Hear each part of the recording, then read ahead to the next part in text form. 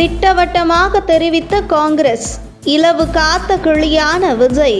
பாஜக தான் ஒரே வாய்ப்பு. தமிழக வெற்றி கழகத்துடன் தொடர்ந்து மறைமுகமாக கூட்டணி பேச்சுவார்த்தை நடத்தி வந்தனர் தமிழகத்தைச் சேர்ந்த சில காங்கிரஸ் தலைவர்கள். மேலும் காங்கிரஸ் கட்சியும் அதிக தொகுதி, ஆட்சியில் பங்கு, அதிகாரத்தில் பங்கு வேண்டும், இல்லை என்றால் விஜயுடன் கூட்டணிக்கு சென்று விடுவோம் என மறைமுகமாக திமுகவை மிரட்டி வந்தது.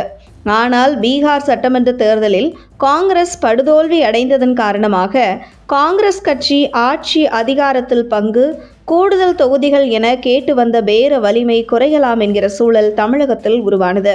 பீகார் தோல்வியால் தமிழக திமுக கூட்டணியில் காங்கிரஸ் கட்சிக்கான சீட்டுகளை திமுக முன்பை விட குறைக்கலாம் என்கிற பேச்சுகளும் கிளம்பின. இந்த நிலையில் காங்கிரஸ் தலைவர்கள் சிலர் விஜய் கூட்டணிக்கு இணைவது போன்ற பல கருத்துக்களை கூறி வந்தனர். இந்த நிலையில் தாவேகாவுடன் கூட்டணி என்கிற பேச்சுக்கு முற்றுப்புள்ளி வைக்க வேண்டும். இந்த விவாதங்கள் மேலும் தொடர்ந்தால் அது திமுக காங்கிரஸ் கூட்டணி இடையே பிரச்சனை அதிகரிக்கும். பின்பு திமுகவே காங்கிரஸை கூட்டணியில் இருந்து வெளியேற்றிவிடும் சூழல் உருவாகிவிடும் என இதற்கு முற்றுப்புள்ளி வைக்க காங்கிரஸ் டெல்லி தலைமை முடிவு செய்தது.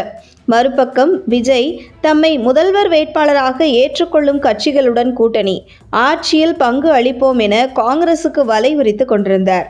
மேலும் நடிகர் விஜய் தரப்பிலும் காங்கிரஸ் தரப்பிலும் சில தலைவர்களும் தாவேக காங்கிரஸ் கூட்டணிக்கான சில முயற்சிகளை தொடர்ந்து மேற்கொண்டு வந்தனர். ஆனால் காங்கிரஸ் மேலிடம் திமுக கூட்டணியிலேயே நீடிக்க விரும்பியது.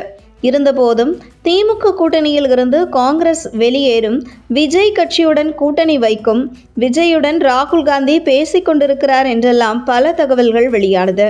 இதன் பின்னணியில் காங்கிரஸ் கட்சிக்குள் திமுக கூட்டணியை விரும்பாத சிலரது சித்து வேலைகளால் இத்தகைய வதந்திகள் பரப்பி விடப்பட்டு வந்ததாக கூறப்படுகிறது.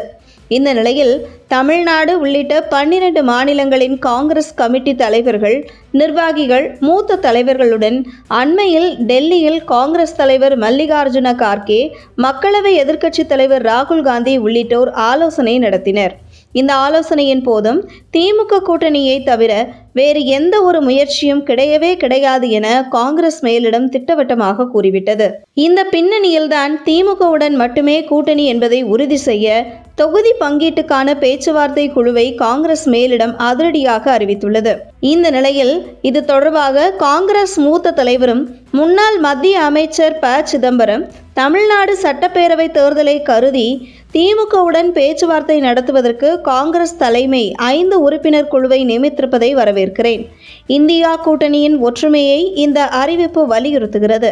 அரசல் புரசலாக அவ்வப்போது வெளியிடப்படும் செய்திகளுக்கு இந்த அறிவிப்பு முடிவு கட்டும் என்று நம்புகிறேன் என தெரிவித்துள்ளார் ப. சிதம்பரம். இந்த நிலையில் காங்கிரஸ் கூட்டணிக்கு வரும் என காத்திருந்த விஜயின் நிலைமை இலவு காத்த கிளி போன்று அமைந்துவிட்டது.